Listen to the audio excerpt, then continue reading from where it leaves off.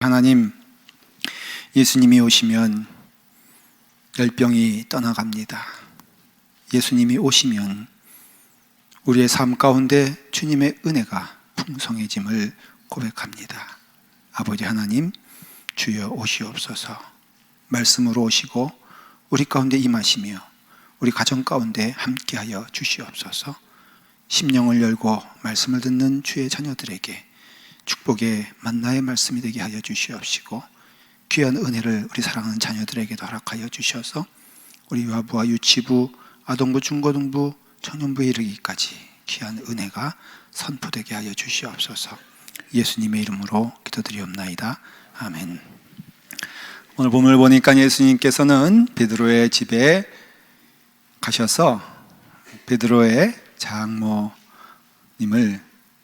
열병에서 치유하게 하는 말씀이 여기 있습니다. 이 말씀 전에 2장을 보면은 21절에 예수님께서 가버나움으로 가셔서는 회당에 가십니다. 회당에 가셔서 안식일이라 하나님의 말씀을 전하시고, 그리고 그 전하시는데 귀신 들린 자들이 왔어요. 그래서 예수님께서 병든 자와 또 귀신 들린 자를 치유하여 주시고 고쳐주시는 일을 하십니다. 아마도 이게 아침부터 시작돼 가지고 아마 늦게까지 진행이 됐을 것이다. 그러니 예수님이 얼마나 피곤하셨겠습니까? 육신을 입은 예수님께서 피곤하시고 시장하시는데, 그때 베드로가 늘 나서길 좋아하는 사람 아닙니까? 그래서 베드로가 예수님, 저희 집에 가시죠. 저희 집에 가셔서 약간 유하시고 또 요기도 하시고 또 쉬셨으면 좋겠습니다. 이렇게 제안을 합니다. 그 베드로의 집과 그 다음에 회당의 사이 그 거리는 여기서 저기 우리 길가 있지 않습니까? 한 10m에서 15m 지금도 그 자리들이 있어요. 그래서 성지순례 가보면은 가버나움이 갈릴리로서 저 북쪽에 있는데요, 북쪽 해변가에 바로 베드로의 집이 있습니다. 거기에는 베드로의 기념교회라고, 그 다음에 그 밑에는 베드로의 집이 정말로 한 방이 한 3개 내지 4개 정도 되는 그런 집이 있고요, 회당이 있어요. 예수님께서 가르치신 곳하고 그 거리가 제가 걸어보니까는 한 15m 정도가 되니까는 그냥 걸어가신다, 그렇게 생각하시면 돼요. 베드로가 참 용감하잖아요. 모든 일은 다 집사람에게 물어봐야 되잖아요. 근데 베드로는 손님을 청하면서도 물어보질 않아요. 용감하죠. 그리고 그 집에는 베드로의 장모가 또 함께 유하신 것을 알 수가 있습니다. 자세한 내용은 나와 있지 않지만 어쨌든 그 장모님은 잠시 머문 것이 아니라 아마도 같이 살고 있었던 장모님이었던 것 같아요. 근데 그 장모님이 열병이 걸린 거예요. 이건 뭘 말하냐면요, 그 전날까지는 괜찮았다는 것을 의미하는 것이고, 베드로가 그 주님을 청했던 것은 그 집안에 아픈 사람이 있으면 청할 리가 없죠. 그러니까 장모님이 오전까지는 건강하셨는데 주님을 청하는 그 시간에 그 열병에 걸려 누워 있었던 거예요. 그래서 베드로는 알지도 못했는데 사람들이 와가지고는 지금 당신 장모가 다 죽게 되었다, 열병에 걸려서 이게 죽을 지경이 되었다, 이거 어떡할 것이냐, 아주 다급한 전달을 하는 것입니다. 예수님은 이미 오셨고 문 앞에 도달하셨고 집으로 들어가신 것이죠. 이러한 문제 있는 이 상황에서 주님께서는 그 집에 유하셔서 그리고 이 장모님을 고쳐주셨다는 겁니다. 여러분, 우리의 삶을 통하여 예수 그리스도 은혜 가운데 구원을 받으면 주 예수를 믿어라, 그러면 너와 내 집이 구원을 받는다 그랬잖아요. 그래서 너를 통해 구원받는 것뿐 아니라 이 구원이란 것은요, 물론 우리가 영적인 의미에서 죄로부터 죽을 수밖에 없는 나의 영혼이 하나님의 은혜 가운데 자녀된 것이 구원이잖아요. 그리고 또한 영생을 누릴 수 있는 천국 가는 것이 구원이거든요. 하지만은 성경에서는 예수님이 그곳에 임하시고 그 가정에 주님께서 오시게 되었을 때에는 반드시 우리의 살아 숨쉬는 이 땅의 삶에 있어서도 그 구원의 은혜가 넘쳐 그 집안이 복받는 집안이 된다는 것을 알 수가 있습니다. 여러분, 결론의 말씀이에요. 여러분 가정에 주님이 임하시길 간절히 축원을 드립니다. 병든 문제, 여러분, 하나님께서 인도해 주실 것을 믿으시길 바랍니다. 자녀의 문제 주께서 응답해 주실 것을 믿으시길 바랍니다. 이게 성경에서 약속하신 말씀이거든요. 여러분, 이 말씀대로 우리가 응답하고 순종하고 행하게 되었을 땐 반드시 약속하신 말씀, 너와 내 집이, 너는 구원을 받았어. 그런데 내 집은 아직 주님을 만난 상태도 아니잖아요. 주님을 알지도 못해. 그래도 약속해 주신 말씀이 너와 내 집이 구원을 얻을 것이라는 것이에요. 구원이란 것도 매개거든요. 매개체거든요. 나로 인하여서 내 가정이 구원을 받고요. 나로 인해서 내 가족이 구원을 받고요. 나로 인해서 내 친지가 구원을 받고요. 나로 인해서 내가 주님을 영접하고 주님 은혜 안에서 주의 자녀가 됐을 때는 너에서 끝나는 것이 아니라 너와 내 집이 구원을 받게 될 것이다. 베드로가 구원받았잖아요. 근데 베드로가 구원을 받았는데 베드로의 장모는 예수님을 한 번도 만난 적이 없어요. 그러나 또 고백한 적도 없어요. 그러나 이 베드로의 장모는 오늘 말씀을 통해서 저가 구원을 받았다는 것을 말해주고 있는 것이에요.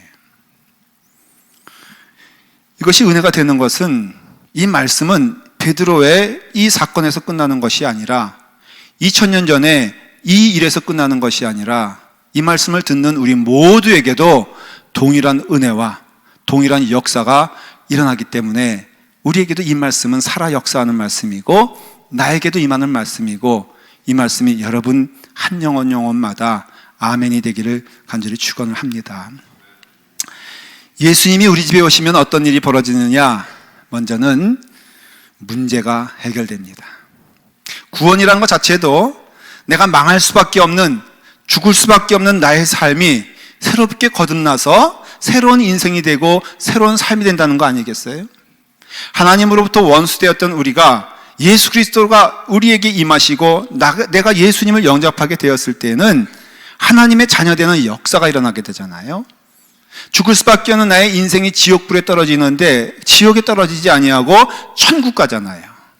근데 그와 아주 동일하게 우리의 삶을 통하여서도 우리의 삶에 하나님께서 임하시면요, 이것이 바뀌어 하나님의 축복된 삶이 우리 가정을 통해서 내 삶을 통하여 이루어진다는 것이에요.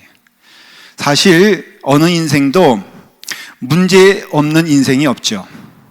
그렇죠? 우리가 산다는 것 자체가 어때요? 문제가 있습니다. 그래서 늘 머리가 아파요. 근심이 됩니다. 여러분, 또 하나 근데 기억하셔야 될 건, 내게 문제가 있다는 것은요, 어떤 의미에서는 내가 살아있는 증거요, 내가 그래도 숨쉬고 있는 증거라고 믿으시길 바랍니다.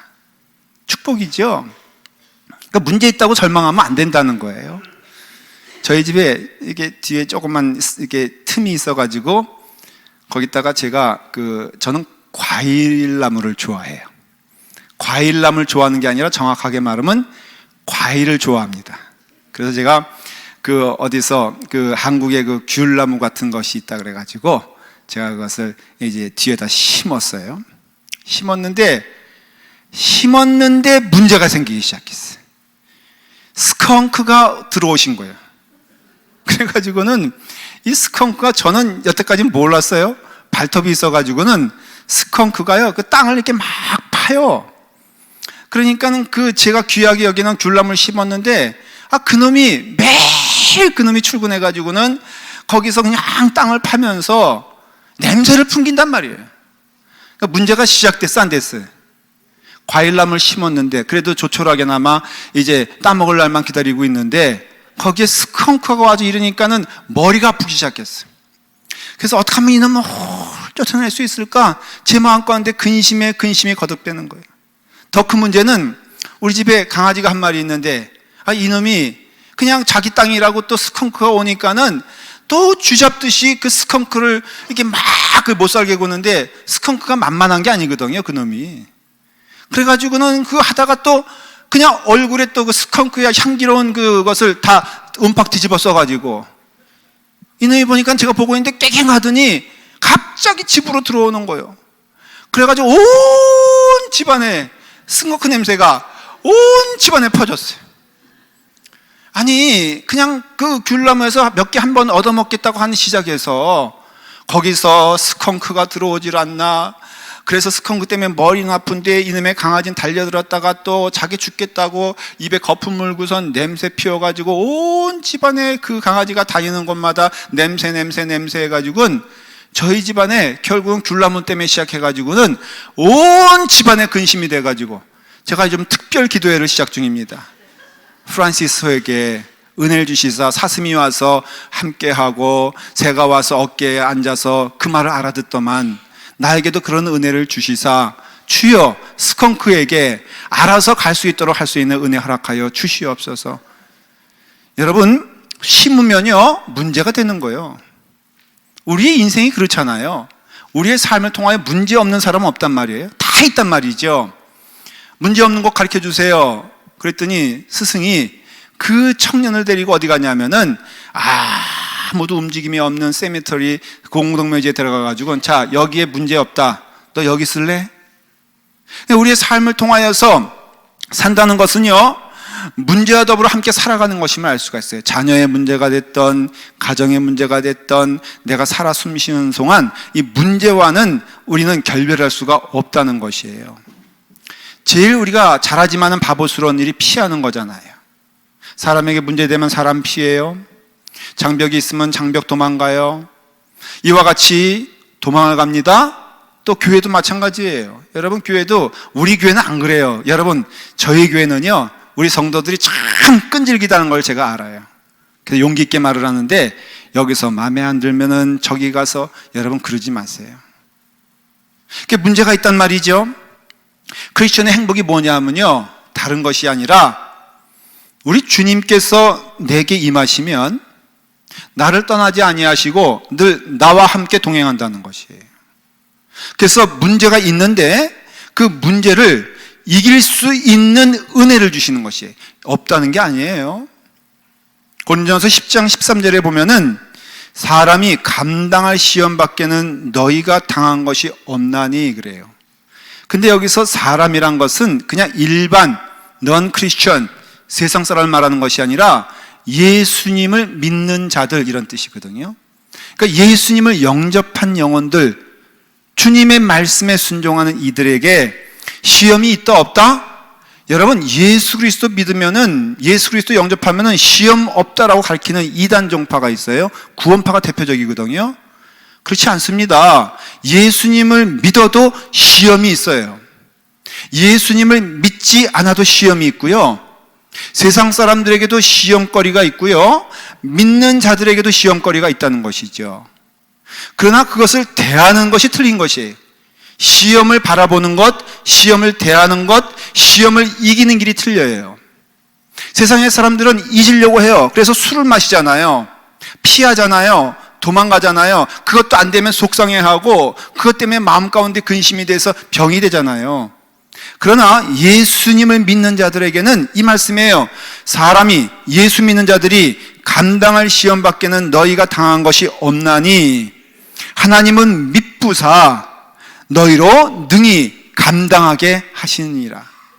이 말씀이 참 저는 믿음이 되는 것이 우리가 크리스천 아닌 사람과 믿는 자들이 아닌 사람들과 믿는 자들과 크리스천들과 비교해 보면요, 우리는 문제의 해결자를 모시고 사는 거예요.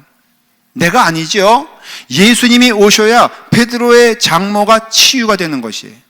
아무리 베드로가 그 장모님을 사랑하고 귀하게 여긴다 할지라도 치료할 수 없고 치유할 수 없고 해결할 수가 없는 것을 주님께서 오시면 해결해 주신다, 응답해 주신다, 맞는 말이죠.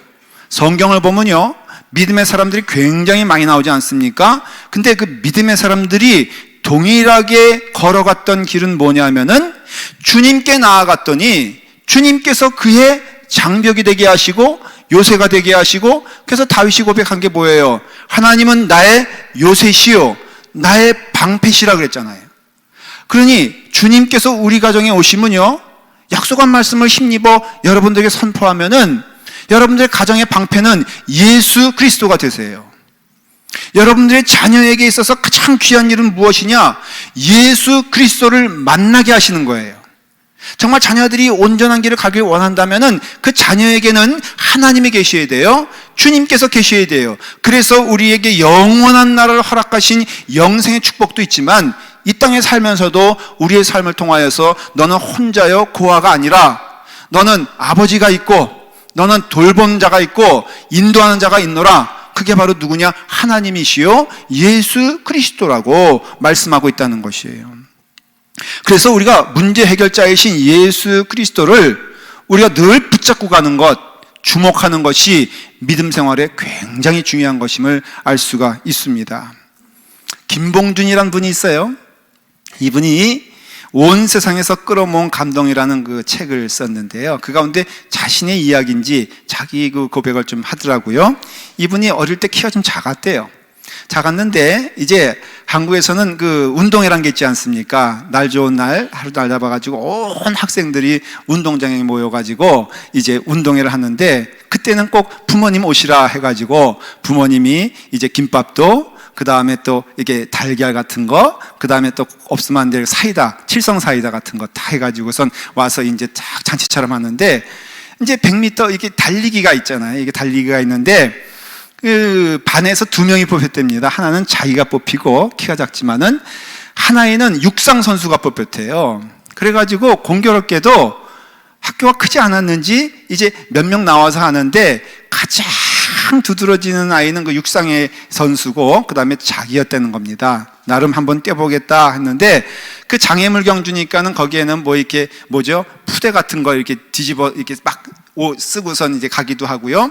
그 다음에 밑으로 겨서 통과하기도 하고 또 이렇게 그냥 이렇게 허들같이 넘기 막 이러면서 가는 건데 이제 장애 마지막 도달하기 전에 어떤 코스가 있었냐면은 그 밀가루에다가 쪽지를 이렇게 집어넣고 그거 막 이렇게 찾아가지고선 거기 쪽지에 있는 대로 하고선 달리는 거예요. 그 육상 선수가 너무 빨리 달리니까는 이미 그냥 그 게임은 끝난 것처럼 그 육상 선수가 너무 앞서가가지고 그것을 이렇게 쪽지를 딱 폈는데 얼굴이 사색이 됐어요. 왜냐하면은 그 쪽지에 할머니라고 써 있는 거예요. 그러니까 이건 뭐냐면 할머니를 찾아가지고 할머니를 모시고 결승전까지 가야지 이기는 거예요. 아니 이 할머니가 뛰겠습니까? 그래도 워낙 앞서갔으니까는 희망을 가지고 이제 할머니를 모시고서 막 뒤뚱뒤뚱 가는데 이 늦게 도착한 이 김봉준이라는 사람이 쪽지를 탁 피니까는 얼굴이 환해졌다는 거예요. 체육 선생님 이렇게 써 있는 거예요. 그래가지고는 뭐 볼 거 있어요. 한 분이니까는 그래서 체육 선생님을 이제 잡아가지고선 열심히 체육 선생님이 막 뛰는데 이 김봉준이가 너무 못 뛰니까 나중에는 김봉준이를 업고 뛴 거예요. 누가 이겼겠어요? 김봉준이가 아주 룰루랄라 일방적으로 이겼다는 겁니다. 그분이 그런 얘기하면서 그 신앙인 이렇게 말을 해요. 인생도 마찬가지다. 주님께서 나를 업고 뛰시면은 누가 나를 이길 수 있겠는가? 주님께서 나의 손을 붙잡으시면 내가 무엇이 부족하겠는가? 예수님을 믿는다는 것은요, 여러분 우리가 예수님 등에 업혀가는 것임을 말해주고 있는 것이에요. 늘 우리가 혼자 가는 것이 아니라는 것이죠. 함께 간다는 것이에요. 그리고 함께 가는데요, 거기에는 반드시 문제 해결이 있다는 것에 성경은 증언하고 있다는 것이에요. 첫 번째 기적이 가나의 혼인잔치잖아요. 얼마나 정성스럽게 준비했겠어요. 그 혼인잔치에 헌과 음식, 특별히 포도주가 없으면 이스라엘에서는 잔치가 아니니까 넉넉히 준비했는데 그만 손님들이 많이 왔는지 포도주가 똑 떨어져 버렸어요. 다 당황을 하고 걱정하죠. 왜냐하면 포도주가 떨어지면 그 잔치는 망한 것이거든요. 근데 그 잔치를 주관했던 분이 예수님의 어머니였던 것 같아요. 근데 당황하지 않는 유일한 사람이 있었는데 예수님의 어머니였어요. 왜냐하면 그 자리에 누가 와 있었어요? 예수님이 와 있었어요. 육신적으로는 예수님은 마리아의 아들이었지만은 그러나 그분은 하나님의 아들이시요 참 하나님인 것을 이미 마리아는 알고 있었어요. 왜? 처녀 때부터 그것을 천사를 통해서 들었고 받았기 때문이에요. 위기가 왔습니다. 어려움이 왔습니다. 근데 그것을 알고 있는 마리아는 아무 염려하고 근심하거나 당황하지 아니하고 종들을 불러가지고 딱 한 가지 명령만 내립니다. 예수가 뭐라고 하는 대로, 명하는 대로 너희는 순종할지니라. 그 정도는 이유를 몰랐지만은 그래서 예수님께 가니까는 예수님이 항아리에다가 물을 가득 채워라 라고 명령하실 때, 여러분 가나의 혼인잔치에서 우리 압니다. 문제가 있었지만 오히려 은혜가 있었고, 문제가 있었지만은 오히려 하나님의 능력이 보여졌으며 하나님의 인도하심으로 예수 그리스도께서 기도하심으로써 이 물이 포도주가 되었다. 그러면 성경은 말하고 있잖아요. 이 말씀뿐이겠습니까? 문제는 있지만은, 그러나 문제 있다 할지라도 우리 주님께서 임하시면은 시간의 차이는 있을지라도 반드시 응답해 주신다는 것이에요. 예수님이 친히 행하신 기적이 37가지가 되고요. 그래서 병 고친 기적이 제일 많이 기록되어 있고요. 그 다음에 풍랑을 잠잠케 하고 무리를 걷게 하고, 그 다음에 귀신 들린 자를 고치게 하며 그 심령의 병든 자를, 그래서 예수님은요 종합병원 원장이세요. 우리 주님께서는 육신의 고통이 됐던, 우리의 심령의 고통이 됐던, 우리의 가정의 문제가 됐던, 우리 직장의 어려움이 됐던, 우리 주님께서 기뻐하시는 일이 그것을 가지고 주님께 나오는 자를 주님께서는 기뻐하시고요, 주님께서는 그것을 다 들어주시고 우리 주님께서는 응답해 주신다고 약속해 주셨으니, 주의 말씀은 허언이 아니요 거짓된 말씀이 아니기에 반드시 이루어진다는 것이에요. 수고하고 무거운 짐진 자들아 다 내게로 오라, 내가 너희를 쉬게 하리라 약속해 주셨잖아요. 무거운 짐진 자들아 다 누구에게로 오라고? 예수님께서 오라는 것이죠. 한 부인이 있었어요. 이게 실제로 있었던 말씀입니다. 남편이 사업을 하다가 부도를 내고 그만 빚이 산더미 같이 있는 가운데 도망쳐 버렸어요. 이제 그 여인은 혼자 남았습니다. 살림 다 잃어버리고 집 다 뺏기고 알거지가 돼 있어요. 애들은 있는데 갈 데가 없었어요. 그런 가운데 고난스럽게 시간을 보내고 있는데 그만 그 어린 아들 하나가 돈이 없으니까 문방구에서 연필을 훔치다가 걸렸어요. 그래서 이 아이가 학교에서 쫓겨나게 되었습니다. 이 여인의 마음, 부인의 마음 가운데 이제는 더 살 길이 없다, 이제는 죽어야 되겠다라는 마음을 가지고 애들이 있는데도 불구하고 마음에 죽기를 결심을 합니다. 그래서 집안에 가스통을 열어놓고 그 다음에 이제 불만 붙이면은 다 폭발해서 죽는 지경에 이르게 되었어요. 이 여인이 이제 불을 켜고자 준비하고 있는데 옆집에서 소리가 들려왔어요. 찬송 소리가 들려왔어요. 찬송 잘하는 것이죠. 내 모든 시험 무거운 짐을 주 예수 앞에 아뢰이면. 이 여자는, 이 엄마는, 이 부인은 예수를 믿는 자였어요. 근데 가만히 큰 찬송을 듣다가 내 모든 시험 무거운 짐을 주 예수 앞에 아뢰이면, 한 번도 자기가 주님 앞에 내어놓은 적이 없는 거예요. 그 찬송을 듣고 있는데 자기가 죽기로 결심했어도 자기가 한 번도 자기의 문제를, 자기의 고통이 있는데도 불구하고, 자기의 장벽이 있는데도 내가 그것을 내어놓지 않았다는 것이에요. 그래서 야, 내가 왜 죽을 생각은 하면서 왜 기도할 생각은 못했는가 하는 질문이 자기에게 밀려오기 시작했어요. 아이들 밖으로 밀어넣고 가스를 잠갔습니다. 그리고 방 한가운데 무릎을 꿇고 기도를 하기 시작했습니다. 근데 기도를 하는데 눈물이 막 나오는 거예요. 그전에는 죽을 생각만 했지 눈물도 나오지 않았는데, 주님 앞에 기도하니까는 눈물이 쏟아지는 거예요. 그래서 내 마음 가운데 주님의 음성이 들리면서 용기를 갖기 시작한 거예요. 살 길을 보기 시작한 거예요. 주님 앞에 나가니까는 아무것도 환경은 변한 것이 없는데 주님 앞에 나가니까는 그 마음 가운데 살고자 하는 마음이 생겼어요. 아이들을 데리고 시골에 가서 빈집 하나 있는 거 빌려가지고 거기서 그의 삶을 다시 시작합니다. 자녀들은 하나님의 은혜로 잘 크게 되었어요. 왜? 기도하는 여인이 되었으니까, 부르짖는 자가 되었으니까 하나님께서 그 인생을 책임져 주시는 것을 이 부인은 보게 된 것이에요. 그분이 글을 썼는데 근심이여 안녕이라는 글을 썼어요. 그 글의 마지막에 이렇게 권면을 합니다. 죽을 수 있는 이 용기를 가진 자들이여 하나님 앞에 기도할 수 있는 용기로 바꾸어 보십시오. 100번의 탄식보다 한 번의 기도가 당신에게 기적을 가져다 줄 것이요 100번의 절망보다 한 번의 믿음이 당신의 운명을 바꿔 주실 것입니다. 주님께서는 우리에게 가장 좋은 것으로 주시는 분인 줄 믿습니다. 주님이 내게 오시면은 내 삶에 있어서 가장 선한 것으로 응답해 주시는 것을 믿습니다. 제가 고등학교 때까지는 사실은 목사를 생각을 추워도 못했어요. 아니, 안 했어요. 너무나 목사가 어떠한 길인가를 목사 가정에서 자라다 보니까는 너무 잘 알았어. 어릴 때부터 보고 듣고 배운 것은요, 그래도 보니까 제일 하지 말아야 될 짓이 목사 짓이에요. 제가 아주 뼈저리게 느꼈어요.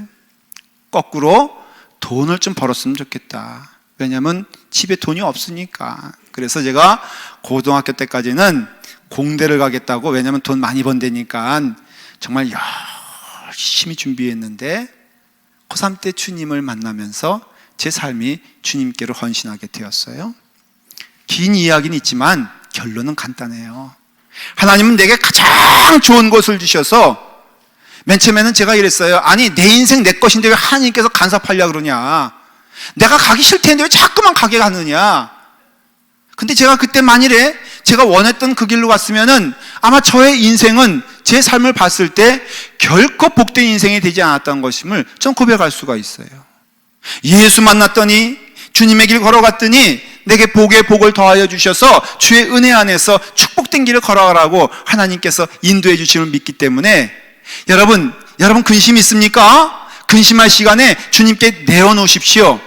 내어놓는 것에서 끝나는 것이 아니라 주님께 맡겨보십시오. 맡겨봤나요? 한 번도 안 했잖아요. 맡겨보지 아니하고 맨날 근심한데, 맡겨보지 아니하고 맨날 힘들대. 자녀 문제 근심이 되잖아요. 여러분, 근심할 시간에 그 자녀를 놓고 기도하십시오. 가정에 어려움 있잖아요. 어려움은 다 있어요. 그 어려움 가운데 어려움을 놓고 씨름하는 것은 결국은 망하는 길인데, 그 어려움에 응답자 되시는 예수 그리스도의 이름으로 남편을 위해서, 아내를 위해서, 직장을 위해서, 가정을 위해서 기도하게 되었을 때, 여러분, 기적이 일어나고 능력이 임하게 되고 주의 은혜 안에서 놀라운 축복이 우리 가운데 임하는 줄 믿으시기 바랍니다. 두 번째로는 더 좋은 건데요, 하나님의 능력과 기적을 체험할 뿐 아니라 하나님의 사랑하심을 체험하게 되는 은혜가 임하게 될 것입니다. 예수님을 영접하여 주의 은혜 안에서 그 길을 걸어가게 되었을 때는 우리 주님께서 이례적으로 한번 치유하고 끝내주시는 것이 아니라 그 집에 유하여서, 그래서 주님 은혜 안에서 함께 걸어갈 수 있는, 이제는 혼자가 아니요, 홀로가 아니요, 늘 주님이 나와 함께 걸어간다는 것을 한번 생각해 보십시오. 수고하고 무거운 짐진자들아, 내가 문제를 해결해 줄게 라고 말씀하지 아니하시고, 수고하고 무거운 짐진자들아 다 누구에게로 오라고요? 내게로 와라. 주님은 지금 오늘 이 시간에 나와 함께 거하시길, 유하시길 기뻐하시고 원하신다는 것이에요. 병 고치는 방법이 있잖아요. 주님께서는 말씀으로도 고치시고요, 그 다음에 진흙을 으깨서 고치시기도 하고 여러 가지를 고치셨지만은, 그러나 오늘 베드로의 그 장모를 고치시는데 뭐라고 되어 있냐면은, 나아가사 그 손을 잡아 일으키시니, 열병은요, 사실은 우리가 주석을 통해서 보니까는 이 열병은 말라리아 같이 전염병이었다는 거예요. 급속하게 그가 쇠퇴해지는, 오전에는 괜찮았는데 그가 전염이 되어서 오후에는 병든 상태를 말하고 있는 것이고, 말라리아 같이 전염병은 절대 만지면 안 돼요. 근데 주님께서는 일부러 그 장모님의 손을 붙잡았다는 것이죠. 마태복음에 보면요, 같은 이야기가 기록되어 있는데 그의 손을 만지시니, 이거는 보통 만지는 것이 아니라 완전히 터치하시고 완전히 한 몸이 되신 것을 의미하는 사랑의 행위를 말하는 것이죠. 그러니까 예수님께서는 그 장모님을 어떻게 하셨습니까? 고쳐주셨는데, 고쳐주신 것뿐 아니라 그를 만져주시고 그와 더불어 함께 가는, 동행하는 예수님이 되었다는 것을 의미하는 것이, 이게 장모님에게 임한 주의 은혜 안에서 주시는 더 놀라운 축복이 되는 것이에요. 문제가 해결됐는데, 문제가 해결해 주신 하나님 예수 그리스도가 더 도와주신 것이에요. 우리가 보면은 목회 생활을 하면서 제가 느끼는 게요, 많은 사람들이 예수님 믿는 계기가 병 때문에 믿는 경우가 참 많아요. 그래서 무슨 문제가 있을 때 나오는 경우가 많아요. 문제가 있어 기도하면 응답받고 하나님 은혜 안에서 거하는 건 맞습니다. 근데 놀라운 사람들이 있는데, 어떤 사람들이냐면요, 자, 병 때문에 교회 나왔어요. 고통 때문에 교회 나왔어요. 어려움 때문에 교회 나왔는데, 그런데 주님을 위해서 찾았는데 응답이 안 되는 거라, 병이 고치지 않는 거예요. 응답이 되지 않는 거예요. 변화가 없는 거예요. 근데 교회를 안 떠나더라고. 그래서 물어봤습니다. 아니, 병도 못 고쳐지는데 당연히 떠나야 되는 거 아닙니까? 병 때문에 왔는데. 그분의 답이 그거예요. 병 때문에 왔지만은 주님 만난 게 너무 좋아서, 병 안 고쳐져도 좋으니까는 주님과 동행하는 것이 너무 좋아서 계속 나올래요. 여러분, 큰 축복이 무엇이냐면요, 우리 가운데 문제가 해결되고 그것이 응답받는 것도 축복임에 틀림이 없지만은, 가장 큰 축복은 무엇이냐면은 그 사랑 안에서 주님과 함께 동행할 수 있는 것이 얼마나 큰 축복인지 모른다는 것이에요. 막달라 마리아도 그랬잖아요.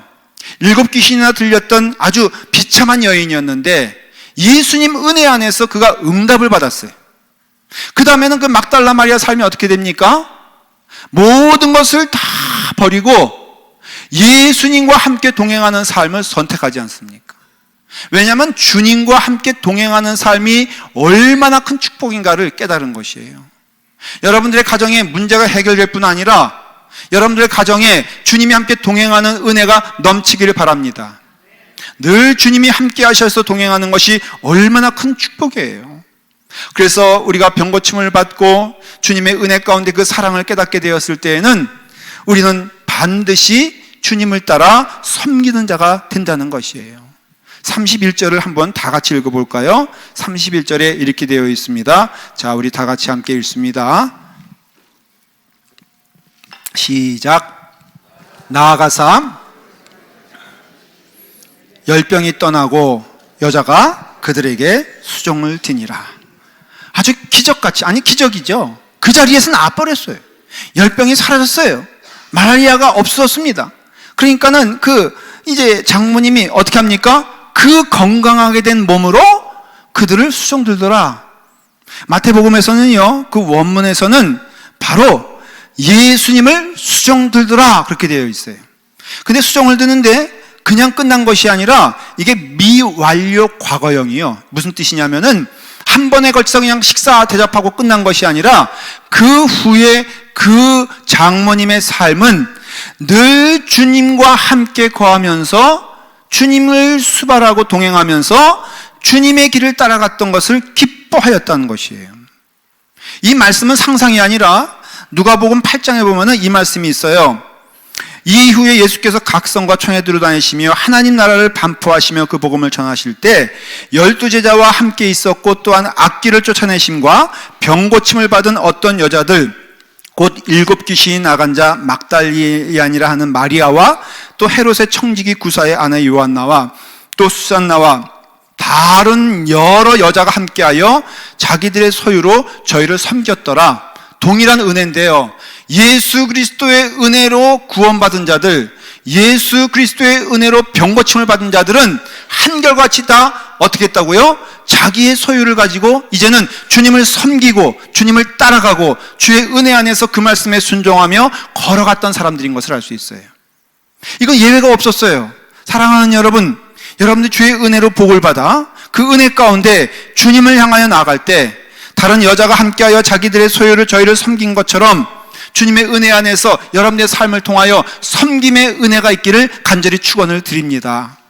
섬김은 짐이 아니고 섬김은 축복이란 것을 알 수 있고, 하나님의 구원받은 자들, 축복받은 자들은 반드시 이와 같이 섬김을 통하여 하나님의 축복의 은혜를 경험하는 것을 알 수가 있습니다. 누가복음에도 23장에 보니까는 예수님께서 십자가에 달려 못 박아 죽으시고 무덤에 안치됐을 때 막달라 마리아만 간 것이 아니에요. 예수님의 어머니 마리아만 간 것이 아니에요. 성경에 보니까는 그들은 갈릴리에서 예수와 함께 온 여자들이 뒤를 쫓아갔다 그랬어요. 거기에는요 7귀신 들린 여자도 있었고요, 혈류병 앓았던 여인도 있었고요, 다 갈릴리에서 쫓아왔던 여인들, 수로보니게 여인들 다 있었는데 그 가운데 시몬의 장모도 있었다는 것을 알 수가 있어요. 우리가 이와 같이 한평생 주님을 섬기는 것, 이게 복이란 말이죠. 그 섬기는데요, 우리가 섬기는데 주목해야 될 것이 있어요. 섬길 때는 우리 주 예수 그리스도를 바라보고 섬기는 거 진짜 섬기는 거라 이거예요. 교회 안에서 섬기는 사람들, 가만히 봉사하는 사람들 보면 두 가지 종류가 있더라고요. 하나는요 그냥 은혜 받지 않고 봉사하는 자들이에요. 교회 생활 익숙해지고 오래 하니까는 그냥 봉사하는데 이 사람들은 구원을 몰라요. 하나님의 영광을 몰라요. 복음의 은혜를 몰라요. 하나님의 사랑을 체험하지 못했어요. 그냥 봉사하는 거예요. 근데 여러분, 이 사람들이 봉사하는 것은 반드시 얼마 안 있으면 그냥 주저앉더라 이거예요. 왜 그러느냐? 보람이 없기 때문에 그래요. 여러분, 사람을 바라보고 하는 것은요 사실은 그거에 대한 보람을 고백하는 거고, 보람을 기대하는 거거든요. 야, 내가 이런 보람을 가지고 했으면 좋겠다. 근데 여러분, 보람은요 결코 우리에게 보람으로 돌아오지 않는다는 것입니다. 그러니까 사람을 보고 헌신하고 사람을 보고 봉사하는 것은요 반드시 시험에 들 수밖에 없다는 것이에요. 그러나 주님의 일이 뭐예요? 주님의 일은요 보람을 가지고 하는 게 아니라 은혜를 가지고 하는 거거든요. 주님께서 하신 일이 뭐예요? 우리가 아직 죄인 되었을 때에, 다시 말하면 주님을 우리는 보람으로 대하신 것이 아니라 이미 하나님의 은혜 가운데 사랑으로 대하신 것을 알 수가 있고, 그래서 그 수고하고 예수님의 십자가가 기쁨이었고 즐거움이었고, 너희들도 이 십자가를 지는데 이 십자가는 무겁지 아니하고 가벼우니라 라고 말씀하신 것은 우리의 섬김이요 예수 그리스도의 사랑과 같이 섬김은 주님을 바라보면서 나아가는 섬김이 된다는 것이에요. 거기에 인내가 있거든요. 그래서 늘 그리스도인의 사랑과 헌신에는 뭐라고 되어 있냐면은 인내가 있어요. 경건하며 신중하며 믿음의 사랑과 인내함에 온전하게 되기를 너희들에게 원하노라. 사도 바울이 고백을 해요. 여러분, 우리가 무엇을 하든지 헌신을 하든지 우리의 삶에 섬김이 있든지 주님을 바라보고 나아가는 섬김 되기를 간절히 바랍니다. 빅터 프랭클이라는 분이, 이거 사실은 단편소설인데요 내용이 너무 우리 믿음과 비슷해요. 고개사의 헌신이라는 얘기예요. 이 고개사가 이제 주님의 은혜를 받아서 이 사람이 십자가 이렇게 뭐 접시 돌리고 뭐 이런 그런 고개사거든요. 이제 수도원에 들어가서 수도사를 합니다. 근데 자기는 맨날 이것만 해가지고 다른 수도사처럼 박식하지도 않고 준비된 자가 아니고 해서 뭘 할 수 있는 게 없어요. 그래서 맨날 그 성당을 청소하는 일을 맡은 거예요. 근데 맡았는데 어떻게든지 정말 주님을 기쁘게 했으면 좋겠다 하는 마음이 있었는데 미사를 드리면서 이 말씀을 듣습니다. 누구든지 자기 재능을 가지고 하나님께 드리는 자가 하나님을 기쁘시게 하느니라 라는 음성을 들어요. 근데 자기가 가지고 있는 재능이 접시 돌리는 것뿐이 없잖아요. 가만히 생각해 보니까는 하나님 예수님이 얼마나 힘들어요. 세상 죄를 짊어지고 가느라고 십자가에 달려 죽느라고 진이 다 빠졌죠. 너무너무 수고하셨죠. 그래서 이 사람이 새벽마다 아무도 안 보는 틈을 타서 남들보다 1시간 먼저 일어나가지고 제단에 가서 예수님 보시라고 십자가 앞에서 접시를 돌리는 거예요. 열심히 접시를 돌리고 3개 돌리고 4개 돌리면서 주님 보시기 위해서 그러고 있는데 그것을 마침 청소하는 분이 그것을 보고 너무너무 시험에 들었어요. 왜? 제 제단 앞에서 이게 어울리는 짓입니까? 그래서 수도원장에 가서 고발을 합니다. 지금 새로운 수도사가 저기서 접시 돌리고 있으니 원장님 어떻게 했으면 좋겠습니까? 원장님도 마음 가운데 아니 저럴 수가 있나라는 마음으로 달려가서 가만히 보니까 정말 돌리고 있는데, 그래서 이제 한마디 하려고 하는데 예수님께서 십자가에서 내려오시는 거예요. 그리고 그 접시를 들고 있는, 땀을 흘리고 있는 수도사에게 말을 합니다. 그대가 나를 기쁘게 했느니라. 그대의 땀을 내가 받았노라. 그대의 눈물을 내가 받았노라. 그대의 재능을 내가 받았노라. 원장님이 그것을 보면서 너무 은혜가 돼가지고 무릎을 꿇고 기도하기 시작합니다. 오 주여, 나도 저 난쟁이와 같은 믿음을 가지고, 마음을 가지고, 뜻을 다하고 땀을 다하여 주님을 섬기게 하여 주시옵소서. 지어낸 얘기예요. 그러나 우리에게 주는 뜻이 있습니다. 여러분, 우리가 섬길 때는요, 주님을 바라보고 섬기는 거지 사람을 바라보고 섬기는 것이 아니에요. 은혜 받은 자, 축복받은 자는 반드시 섬김으로 가게 되어 있는데, 여러분 시험 드는 것 사실 고백하건대 내 마음 가운데 사람이 있어 시험 드는 거 아니에요? 내 마음 가운데 사람이 있으니까는 거기에 보람이라는 기대치 가지고 사람을 잣대질하는 거 아니에요? 여러분, 우리의 섬김은요 하나님께 있는 것이고 예수님께 하시는 줄 믿으시길 바라요. 우리가 하나하나 식당에서 봉사하시는 분들, 찬양하는 분들, 아니면 속장님으로 헌신하는 분들, 어느 형태든지 우리가 헌신을 할 텐데, 그 헌신은 사람에게 하는 것이 아니라 하나님께 하는 것이요, 하나님 앞에서 하는 것이요, 하나님을 기쁘시게 하는 것이라면, 우리 주님께서 우리 집에 오셔서 우리의 삶 가운데 이와 같이 병고침의 은혜와 치료의 은혜, 또 동행하심의 축복과 나로 하여금 하나님을 향하여 나갈 수 있는 헌신의 삶을 주신 것을 감사하면서 주님이 여러분에게 임하시길 간절히 축원을 드립니다. 기도하겠습니다. 아버지 하나님, 주님 은혜 안에서 주의 길 걸어가게 하시니 감사합니다. 예수님 은혜 안에서 구원받은 자 되었고 병 고친 자 되었고 응답받아 이제 주님과 함께 동행할 때 주님의 길 걸어가는 우리의 발걸음을 축복하여 주시사 주님 앞에서 헌신하게 하시고 섬기게 하시고 사랑하게 하여 주시옵소서. 예수님의 이름으로 기도드리옵나이다. 아멘.